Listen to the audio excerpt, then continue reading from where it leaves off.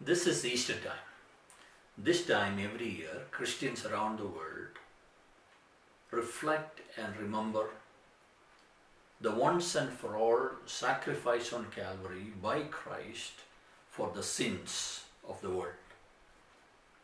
See, when we remember the torture that he suffered and the grisly death on the cross, only sadness will set in. But the reality of the empty tomb gives us hope, joy, and reasons to celebrate. See, right before the cross, Christ too was feeling its weight. He was troubled inside and out. He was in agony to the point of asking his Father, "Father, would you remove this cup from me?" See, he was physically disturbed. We read that one incident in the Garden of Gethsemane, he is lying down, face down, on the ground, crying out to the Father. And one evangelist, one gospel writer, told us that he was sweating. Remember, he was sweating profusely even in the cool of the night. He was a wreck. And his followers were feeling the same. According to John chapter 13 and verse 36, this is the problem that the disciples were facing. Simon Peter said to him, "Lord, where are you going?" Jesus answered him, "Where I am going, you cannot follow me now, but you shall follow me afterward." So the problem is this: Christ is going, Peter cannot go. For that matter, Peter's colleagues, they cannot go. They have to wait for another time. This was the problem that they were facing at that time. They have left everything, their professions, to some extent their families, they have left everything to follow him. Now their master is leaving, and he is leaving for good. And they were staring at a lot of uncertainties, a lot of unknowns in life. What will we do? Where will we go? If the authorities are going to do this to him, our master, what are they going to do to us? I mean, do we go back to our old ways of collecting taxes and fishing? What are we going to do? How are we going to survive? Worries galore. And this is not only Easter time, this is COVID-19 time. Normal life around the world has come to an end. Government officials, researchers, healthcare workers, they are trying or they are fighting to stop this virus, and they are trying to save lives. At the same time, we read and we hear in the news channels that hundreds are dying around the world every single day. Things don't look good at all.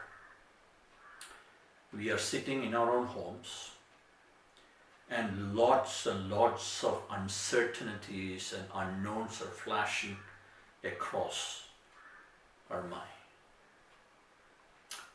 Will life be ever normal again? When will things come back to the old ways? Will I have a job? Will I get my next paycheck? What kind of economic hit are we going to take as a result of this virus? Will my children be able to go back to school? Will colleges open? When will I be able to go to my church, sit with my fellow brothers and sisters, worship again? what will life hereafter, if there is life left at all, look like? What if another virus of the same kind, same strength, hit us again? Worries plenteous. In this context, I want to examine a pre-resurrection passage with you. See, as the original hearers, that is the disciples, they were burdened by worries, lots of worries. And all of us, I think, in this present context, we too are feeling the same. Would you please come with me to John chapter 14? We are just going to look at the first 4 verses. John chapter 14, verses 1 through 4. Jesus is speaking here in this passage, obviously. And it is interesting that in this short 4 verses, I, my, mine, me, and myself appear time after time, 9 to be exact. See, this is Jesus speaking to his disciple. This is his personal message to them in the midst of a spiritual epidemic, spiritual pandemic, spiritual turmoil.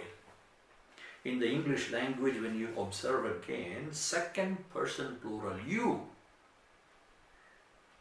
is repeated time after time. Your, you, 9 to be exact. See, Christ was speaking to them directly, and he was speaking to them personally. So let us examine this me to you words of Christ. Let's read chapter 14 and let not your heart be troubled. Trust in God, trust also in me. You believe in God, believe also in me. See, Jesus is starting with a strong prohibition in the way of a command. Do not be troubled. Do not be disturbed. Or as one commentator put it, don't allow yourself to be intimidated by this situation. End of quote. What is Jesus saying here? Don't let this circumstance overpower you, overburden you, overwhelm you. In other words, he is telling them, don't have a heart attack. See, 2 things were troubling their hearts.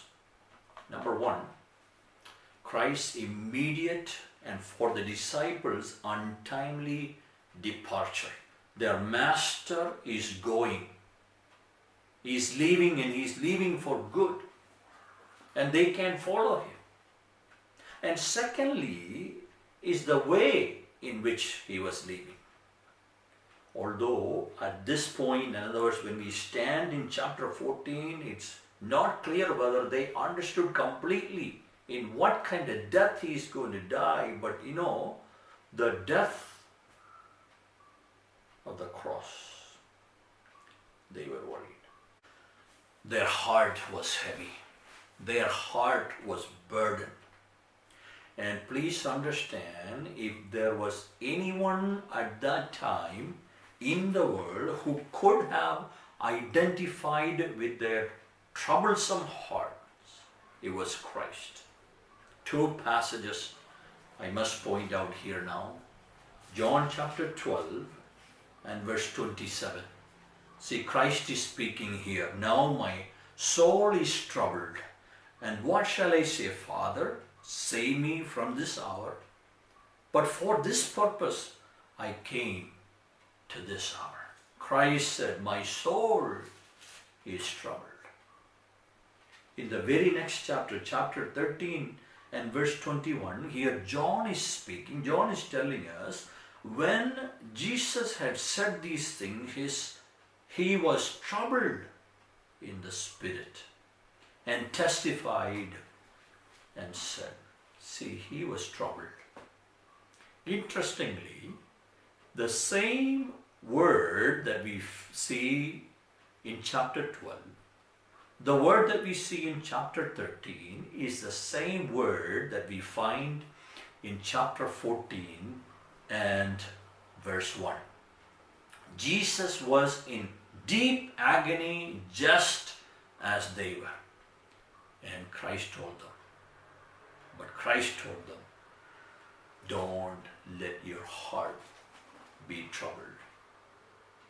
Instead of allowing their heart to be troubled, they were supposed to do something else. The next part, Christ said, you believe in God, believe also in me. So they were to guard their heart from this overwhelming situation. And how? By trusting in the Father and in the Son. When we read the book of John, or the Gospel of John, this aspect of this unity, inseparable unity between the Father and the Son is painted for us all over this book. In fact, look at chapter 1 and verse 1. There it begins. The inseparable unity of the Father and the Son. You know what? The same thing is true here. In this passage, Christ said, trust in God, trust also in me. Only trust in them, trust in the Father and the Son will get them through this heartache. Friends, please understand that the cure for the troubled heart is genuine trust in God. In fact, this aspect of trust, trusting in the Father, Christ exercised it and illustrated this for the disciples throughout his ministry.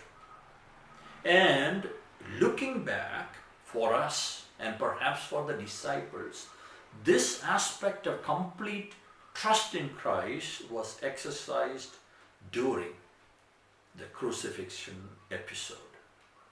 Trust in God is the only balm that will soothe our aching hearts. Will you trust in Him? Will you trust Him in the midst of trouble? See, the same God, same Son is inviting us. The Son who invited us, forcibly invited the disciples to have trust in God, He is inviting us today. Because He is in control. God is in control. He is the only one who can offer any kind of lasting hope. Will you trust in Him? Will you trust in Him amid your heartaches? Let's move on through this passage, verse number 12. Christ is speaking again, and He is giving them some reasons why they must trust Him. In my Father's house are many mansions. If it were not so, I would have told you. I go to prepare a place for you. In my Father's house are many mansions. And if you take this verse and interpret this to mean that Christ is preparing for all of us this lavish castle with all the modern day amenities, perhaps a pond or a lake in the front, beautiful gardens all around the house, maybe in the backdrop, beautiful high tall mountains, nice trees all around, pristine lawn, if you think Christ is preparing something like that for us, I must label you a prosperity gospelite, probably futuristic kind. He is definitely promising them a place in his Father's house, my Father's house. He's promising them that economic prosperity and material blessings, it is not a point at all in this passage. Although Christ doesn't mention it here in this very passage, when we read through the Bible, in other words, when we take biblical theology in account, this place, this Father's house or heaven, see, heaven is a place where God is and where sin is not. That is the promise. And these two factors alone, that is, the unending presence of God and the unending absence of sin, has to surpass the value of any luxury, lavish apartment anywhere in the world. Christ promised, hey, in my Father's house are many mansions. That's what he is preparing for us. He said, if it were not so, I would have told you. It's another way of emphasizing what I told you is true. Then he said, I go to prepare a place for you. Please don't understand this to mean that Christ is clocking 10 to 12 hours a day building this mansion for us. See, the fact that he went to a place or he was going to a place assumes that there is a place there already. Going can be viewed as part of the preparation, but this is not clear here. It's somewhat ambiguous here. But remember, he is going to the Father's house, to heaven, and he is inviting his disciples to be there at some later time. But look at the route through which he is going.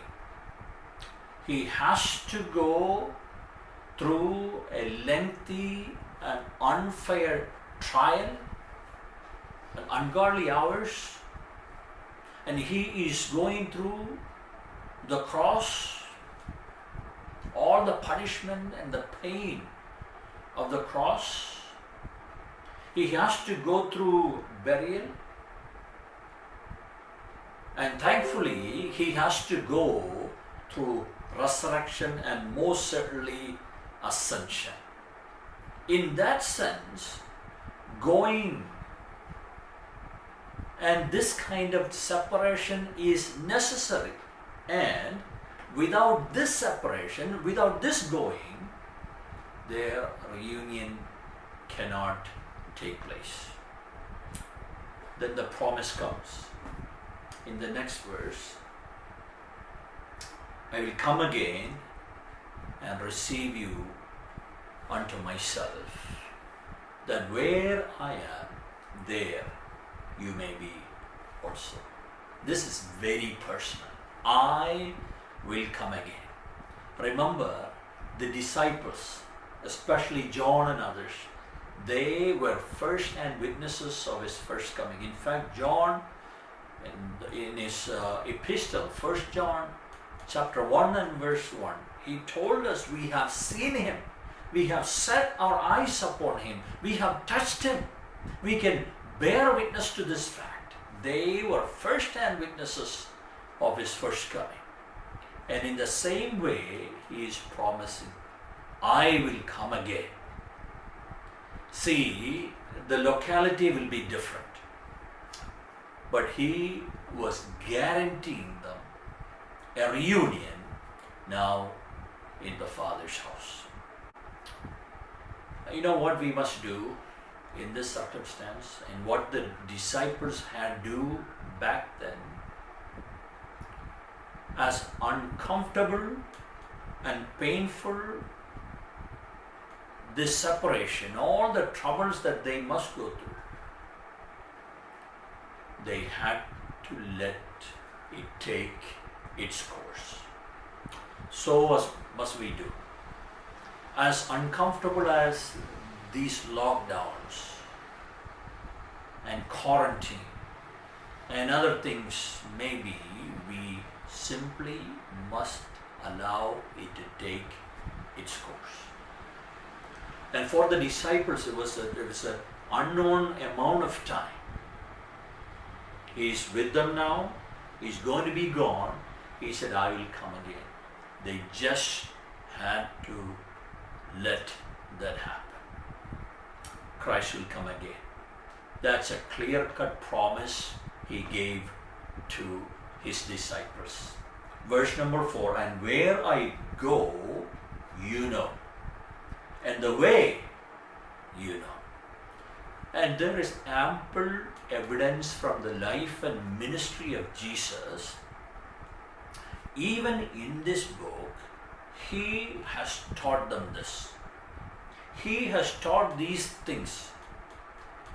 But it is all true that the next verse, that is, I'm talking about chapter 14 and verse 5, Thomas's words, may lead us to question the effectiveness of Christ's teaching regarding these things. We know he taught them.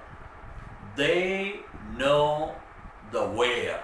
They know the destination. They know where he is going. His Father's house. Secondly, they know the way, the medium. And when we take into account this book and all of Johannine theology, Christ himself is the way. And that is why these disciples can take comfort in these troubling times, because they truly know the way. I hope you know the way. What comforting words are these? Let not your hearts be troubled. You believe in God, believe also in me. Let me offer my own loose translation or paraphrase of these 4 verses. I think this is what Christ was saying to his disciples. Friends, I'm going to my Father's house. You cannot come with me now. Do not let my departure deeply disappoint you. Rest assured that there are plenty of space for you there. Trust the Father and trust me about this. I really need to go now to make this place ready for you to move in. But I must go through the pain, shame, and agony of the cross. My life has to come to an end for you. I must be buried in a tomb. I must defeat death once and for all. I must come out of the tomb and ascend into my Father's house. After this separation, I will come again to take you to my place, my Father's house, to be reunited with you forever. So, you know where I'm going now. I have certainly taught that the way to get there. Don't let all this break your heart. Trust in God. See, this is what the disciples were supposed to take away from this lesson, from his instruction. Christ was saying to them, friends, we are together now on this journey. Imagine like this. He was telling them, we are together now. I'm standing here, you are with me, I'm with you. And as we take 1 or 2 steps forward, we have to Separate. I have to go this way and you have to go this way. We are going to be separated. But please understand that we are going to be united again. I'm going to come, I'm going to take you unto myself. So this separation is temporary. Our paths will meet again. Let not your heart be troubled. Believe in God. Believe also in me. Were the words of a man at that time, staring straight at the eyes of death. But now a man, God-man, who defeated death. You know what? Worry's cure is to trust Him. Trust Him fully. Trust in God includes His words, His promises. See, worry's cure is only trust in God. This works every time, every single time. This is a universal principle. It's not just true here, it's true everywhere. Cure for a troubled heart is trust in God.